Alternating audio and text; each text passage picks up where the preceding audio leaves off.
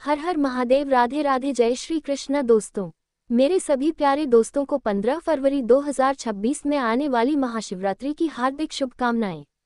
दोस्तों, आज की वीडियो में महाशिवरात्रि के दिन महादेव के शिवलिंग से चुपचाप बिना किसी को बताए ले आना है एक ऐसी गुप्त चीज जिससे बन जाओगे अरबपति। पैसा इतना आएगा कि गिनते गिनते थक जाओगे, लेकिन पैसे आना बंद नहीं होगा, बैंक बैलेंस बढ़ता ही जाएगा, घर की बरसों की गरीबी दूर हो जाएगी। दोस्तों, आज की वीडियो में हम कुछ ऐसे उपाय बताने वाली हूँ जिसे कर लेने से आपकी आर्थिक स्थिति सुधर जाएगी। दोस्तों, महाशिवरात्रि आने में अब कुछ ही दिन दूर है। इस दिन का इंतजार दुनिया भर के हर हिंदू भाइयों को रहता है। वह दिन आने में बस कुछ ही दिन बाकी है। दोस्तों, इस वीडियो में हम आपको बताएंगे कि महाशिवरात्रि पर शिवलिंग की पूजा करने के साथ साथ अगर आप शिवलिंग से यह एक चीज उठा लाते हो और उसका हमारे बताए नियम अनुसार द्वारा उपयोग कर लेते हो तो आपकी जिंदगी बदल जाएगी और आपके पास इतना धन आएगा कि आपके साथ पुश्ते तक करेंगे राज। आपके घर में धन की कमी नहीं रहेगी और बढ़ता ही जाएगा। अगर दोस्तों आप भी चाहते हैं आपके घर में खुशहाली बनी रहे, धन प्राप्ति के योग्य बन जाए, धन के सारे रास्ते खुल जाए, तो बस चुपचाप उठा लाना शिवलिंग से एक गुप्त चीज। दोस्तों, अब आप ये सोच रहे होंगे ऐसी वो कौन सी चीज है जो शिवलिंग से उठा लाने से हमें इतने लाभ की प्राप्ति होती है। तो दोस्तों, वीडियो के प्रारंभ करने से पहले आप सभी से अनुरोध है कि हमारे कमेंट बॉक्स में एक बार प्रेम से लिखें हर हर महादेव, श्री शिवाय नमस्तुभ्यम, देवों के देव महाकाल की जय, ओम नमः शिवाय, माता पार्वती की जय अवश्य लिखें। अगर दोस्तों इस शिवरात्रि की पूरी जानकारी आप चाहते हैं तो हमारी वीडियो को अंत तक देखें जिससे आपको संपूर्ण जानकारी मिल सके, नहीं तो आपको जीवन भर पछताना पड़ेगा। दोस्तों, यह मौका बार बार नहीं आता, साल में एक ही बार आता है, इसलिए इस मौके को अपने हाथ से न जाने दें। दोस्तों, आपकी जानकारी के लिए बता दें कि महाशिवरात्रि एक विशेष आध्यात्मिक और पौराणिक महत्व वाला पर्व है जिसे भगवान शिव की आराधना के लिए मनाया जाता है। इस दिन शिवलिंग की पूजा करने से अत्यधिक पुण्य और शुभ फल की प्राप्ति होती है। बहुत सारी मान्यताओं के अनुसार शिवलिंग से कोई एक चीज उठाकर अपने घर ले आता है। तो चलिए भक्तों, अब आपका ज्यादा समय बर्बाद ना करते हुए जान लेते हैं वो कौन सी चमत्कारी और गुप्त चीज है जो शिवलिंग से चुपचाप उठाकर घर ले आना है। महाशिवरात्रि पर शिवलिंग से उठाने योग्य सबसे पहले वस्तु है बेलपत्र। बेलपत्र शिव भगवान को बहुत ही अत्यधिक प्रिय है। भगवान शिव की पूजा में बेलपत्र का होना एक बहुत ही महत्वपूर्ण चीज है। बेलपत्र के बिना भगवान शिव की पूजा अधूरी मानी जाती है। दोस्तों, शिवलिंग की पूजा कैसे की जाती है, पहले हम ये जान लेते हैं। शिवरात्रि पर शिवलिंग की पूजा करना एक महत्वपूर्ण अनुष्ठान है। ये शिवलिंग की पूजा करने की विधि हम आपको इस वीडियो में विस्तार पूर्वक बताएंगे और आपको ये भी समझाएंगे कि आपको शिवलिंग की पूजा किस तरीके से करना है और ऐसी कौन सी गलतियां हैं जो शिवलिंग की पूजा करने के दौरान नहीं करना है। तो चलिए आगे जानते हैं पूजा की तैयारी आपको सबसे पहले कैसे करनी है। कि शिवलिंग की पूजा करने से पहले कुछ तैयारी वगैरह होती है, उनको कर लेना चाहिए। सबसे पहले तो आपको जो शिवरात्रि का दिन होता है उसे दिन आपको अच्छी तरीके से नहा लेना है। स्नान करने के बाद पूजा स्थलों को अच्छी तरीके से साफ सफाई कर लेना है। शिवरात्रि के दिन सुबह स्नान करें और पूजा स्थल की अच्छी तरीके से सफाई करें। हो सके तो भक्तों आप ब्रह्म मुहूर्त में उठकर स्नान करें। अगर आप ऐसा कर सकते हैं तो जरूर करें, और अगर आप अपने नहाने वाले पानी में थोड़ा सा गंगाजल डाल लें तो और भी अच्छा होगा, क्योंकि यह काफी ज्यादा शुभ माना जाता है। अगर आप गंगाजल के साथ स्नान करते हैं तो आपका स्नान स्वच्छ और अधिक स्वच्छ माना जाएगा। शिवलिंग की सफाई आपको कर लेनी है अच्छी तरीके से, उसे पानी से अच्छी तरीके से धो लेना है। और सफाई करने के बाद आपको क्या करना है, पूजा की जो सामग्री है उसको एक जगह एकत्रित कर लेना है।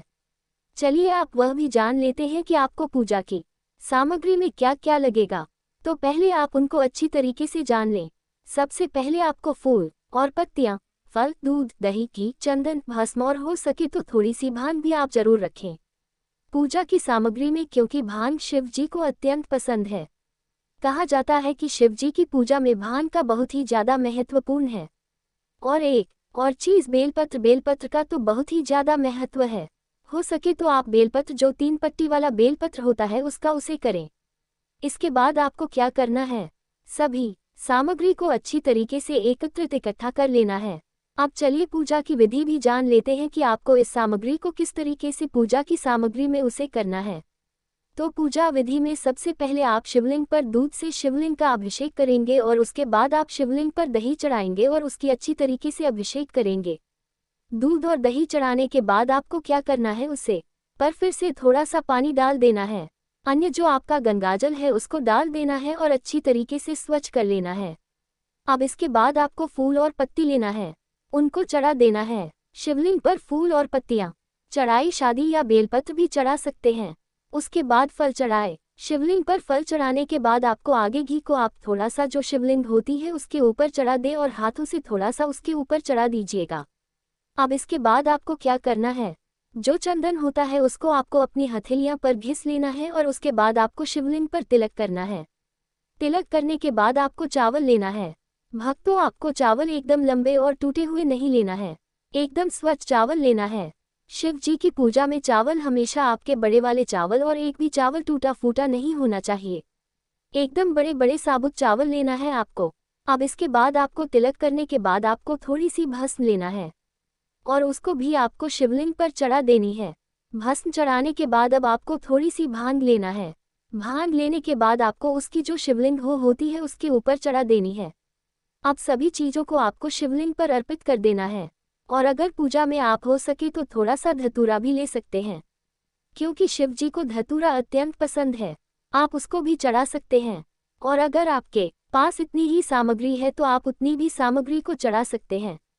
अब इसके बाद आपको शिवलिंग की परिक्रमा करनी है और शिवलिंग की परिक्रमा करते हुए भगवान शिव की पूजा तो आपने पहले ही कर ली है और इसके बाद आपको शिवलिंग की 2 परिक्रमा करनी है और अपनी मनोकामना को बोलना है। अब इसके बाद आपको आरती भगवान शिव की करनी है और इसके बाद आपने जो भी भोग भगवान शिव के लिए बनाया था उसे अर्पित करें, उसके बाद सभी लोगों में बांट दें। दोस्तों, यहाँ पर कुछ खास बातें हैं जो आपको व्रत के द्वारा रखना है। व्रत रखें। शिवरात्रि का व्रत रखना एक महत्वपूर्ण अनुष्ठान है। जप करें। भगवान शिव का जाप अत्यंत महत्वपूर्ण। अगर आप व्रत रख रहे हैं तो आपको भगवान शिव के मंत्र का जाप करना चाहिए और सच्चे मन से भगवान शिव का ध्यान करें। अपनी व्रत की सफलता के लिए शिवलिंग पर बेलपत्र चढ़ाते हैं। बेलपत्र चढ़ाते समय आपको ये ध्यान रखना है कि बेलपत्र में 3 पट्टी होना चाहिए और बेलपत्र कटी फटी नहीं होनी चाहिए। अगर बेलपत्र 2 दिन पुराना है तो चल जाएगा, क्योंकि बेलपत्र को बासी नहीं मानी जाती। बेलपत्र को स्वच्छ जल से धोकर शिवलिंग पर अर्पित करने से शिव जी की पूजा संपूर्ण हो जाते हैं। पुराणों और तंत्र शास्त्रों के अनुसार यदि कोई व्यक्ति महाशिवरात्रि के दिन विधि पूर्वक पूजा करने के बाद शिवलिंग पर बेलपत्र अर्पित करने के बाद बेलपत्र को श्रद्धा पूर्वक उठाकर अपने पास रखता है या उसका उपयोग विशेष अनुष्ठानों में करता है तो उसे विशेष लाभ प्राप्त हो सकते हैं। बेलपत्र को शिवलिंग से उठाने के लाभ की प्राप्ति होती है। महाशिवरात्रि के दिन शिवलिंग से बेलपत्र उठा लाने से आपको विभिन्न प्रकार के लाभ होते हैं, जैसे कि धन और समृद्धि में बढ़ोतरी। दोस्तों, महाशिवरात्रि पर शिवलिंग पर चढ़ाया गया बेलपत्र अत्यंत पवित्र और ऊर्जा से युक्त माना जाता है। इसे तिजोरी या व्यापार स्थल पर रखने से धन की वृद्धि होती है। आप क्या करें कि उसे बेलपत्र को लें और अपने पूजा स्थान पर रखते हैं। उसे अगले दिन एक लाल कलर के कपड़े में रखकर अपने तिजोरी में रख दें, जहां पर आप अपना धन या पैसा रखते हैं। इस उपाय को करने से आपका धन खत्म नहीं होगा और उसमें बढ़ोतरी होगी।